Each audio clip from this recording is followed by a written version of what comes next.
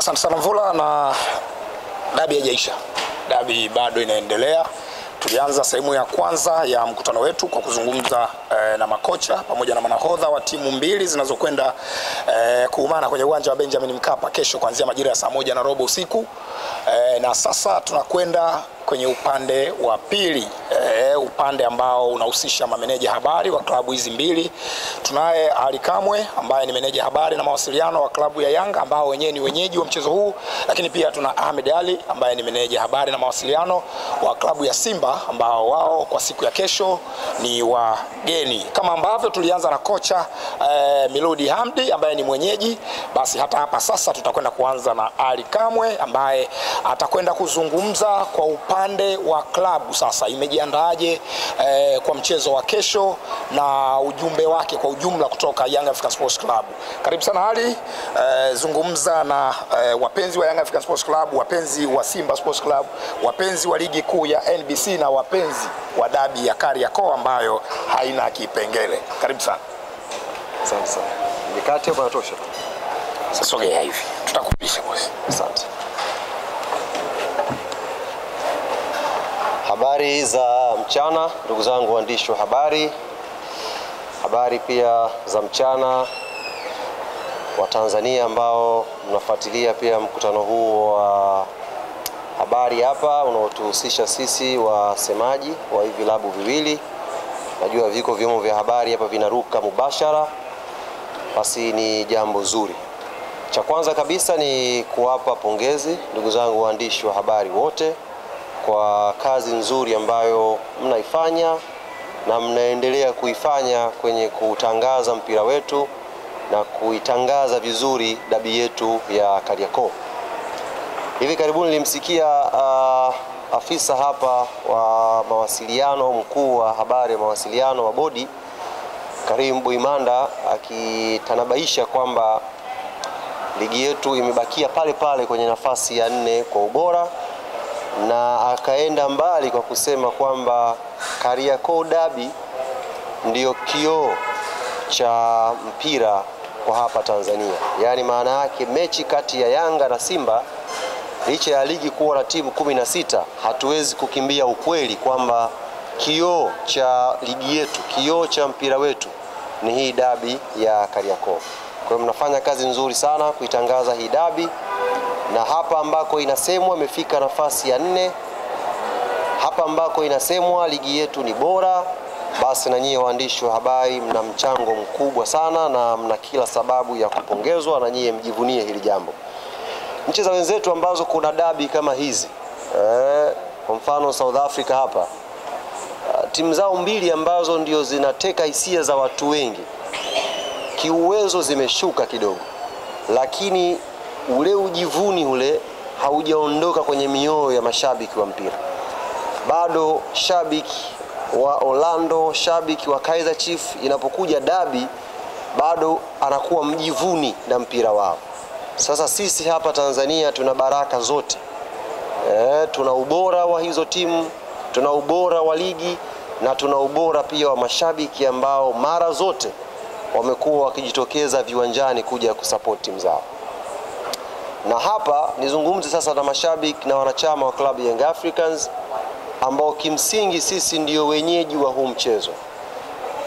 Na hata hii nafasi ya kuzungumza wa kwanza isingekuwa wenyeji, bado hadhi yetu ya kuongoza ligi pia ingetubeba. Ningeanza kuzungumza kama kinara wa ligi, alafu timu nyingine zinazofuatia chini zingekuja kuzungumza. Kwa hiyo tuna nafasi kubwa sana ya kutamba, ya kuvimba na kujivunia kuelekea siku ya kesho. Mchezo huu ni wa kwetu. Kikanuni ni mchezo ambao Young Africans tuko nyumbani.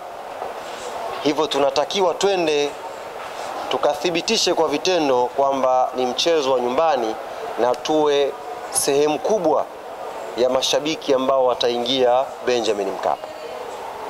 Namba kubwa uwanjani ikawe mashabiki wa Yanga.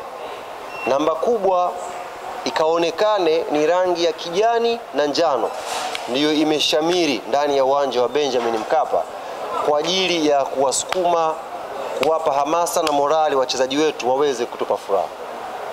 Wiki hii kila mtu anaandika la kwake. Bwana Pacome amka hivi, Max amka hivi, fanya hivi.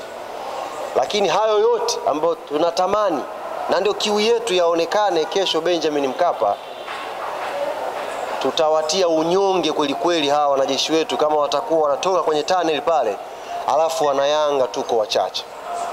Tutakiwa tuje kwa wingi, tuje kwa namba kubwa, na tuje na sauti zenye nguvu kwa ajili ya kuwapa nguvu wachezaji wetu waweze kutupambania. Kitaalamu ishazungumzwa sana hapa umuhimu wa point 3 za kesho. Makocha wamezungumza hapa, players wamezungumza. Naamini kila mmoja wetu anajua umuhimu wa alama 3 za siku ya kesho. Basi hizo alama pia sisi wanachama na mashabiki wa klabu ya Yanga tuna jukumu la kwenda kuzipambania, kwenda kuzitafuta. Sauti zetu ndio silaha ya kwenda nayo kwa Mkapa. Tukaishangilie timu yetu, tukawape morali wachezaji wetu, na inshallah baada ya 90 tutaondoka tukiwa washindi ndani ya Benjamin Mkapa. Fikiri kwa haya machache kabla kichwa kijapata moto nikarudi kwenye mfumo, niishie hapo. Asante sana Ali, na usiende mbali, rudi kwanza. Kuna maswali hapa. Sawa. Jamani, kwa kifupi sana nitakaribisha maswali mawili tu kwa Ali Kamwe, kwa sababu alichoeleza ni kama vile kimebeba ujumbe ambao umekamilika sana. Sogea hapa jirani, basi pata nafasi ya kumuuliza Ali Kamwe swali. Nakaribisha maswali mawili kwake. Kama hakuna swali, maana yake nilichozungumza ni kitu sahihi, kwamba ujumbe wake umeshiba kweli kweli. Kuna swali Yes, uliza. Bila shaka uliza hapo. Yes. Bila shaka una taarifa ya kuhusu manunuzi, lakini pia mwenendo wa tiketi upande wa mchezo wa kesho. Unaweza kuongeza kidogo mpaka sasa? Yes. Tiketi zinakwenda vizuri, alhamdulillah. Tiketi zinakwenda vizuri. Naamini leo tiketi za VIPB zinaweza kumalizika. Naamini kwa sababu namba zinaonyesha zinakimbia vizuri. Lile eneo la mzunguko ndio eneo ambalo bado halijachanganya, lakini naamini kwa hamasa ambayo inafanyika siku ya leo, kwa namna ambavyo wadau wa football wameshaziona hizi timu kwenye viwanja vya mazoezi, wameshasikia walimu, wameshasikia maandalizi, basi na leo tutakwenda kukimbiza zaidi pia hilo eneo la mzunguko. Na hii Karim, nitumie fursa hii kuwaambia mashabiki wa mpira Tanzania,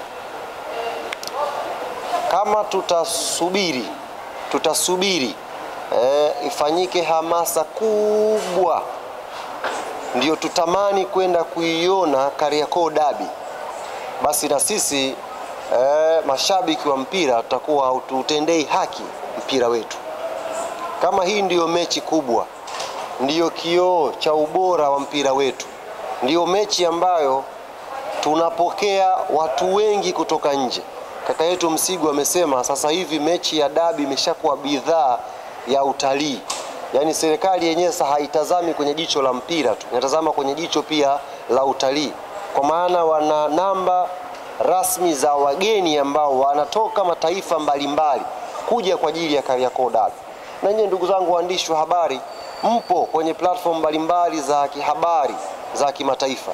Mnasikia, mnaulizwa na mnaona namna ambavyo wenzetu wanajadili kuhusu mechi yetu ya Kariakoo Derby. Kwa naamini mchezo mkubwa ambao wewe mshabiki wa mpira hapa Tanzania una kila sababu siku ya kesho, wewe na familia yako na jirani yako kuja Benjamin Mkapa kuenjoy. Uzuri bwana, dabi hii wenzetu Azam TV wametupa slogan nzuri sana. Nzuri sana. Timu zote tumeshaamini ziko bora. Si ndio bwana? Timu zote ziko bora. Refari katikati ni Ahmed Arajiga. Automatic dabi inakuwa haina kipengele. Hili nalo ni kosa hili. Yaani automatic kwamba timu zikishakuwa bora. Na katikati yupo Ahmed Arajiga. Azam TV wakamaliza pale kwamba dabi kweli haina kipengele. Kwa hiyo twendeni kwa wingi tukaenjoy, yani tukaenjoy ladha na ubora wa ligi yetu ya Tanzania, tukaenjoy ladha na ubora wa Kariakoo Derby.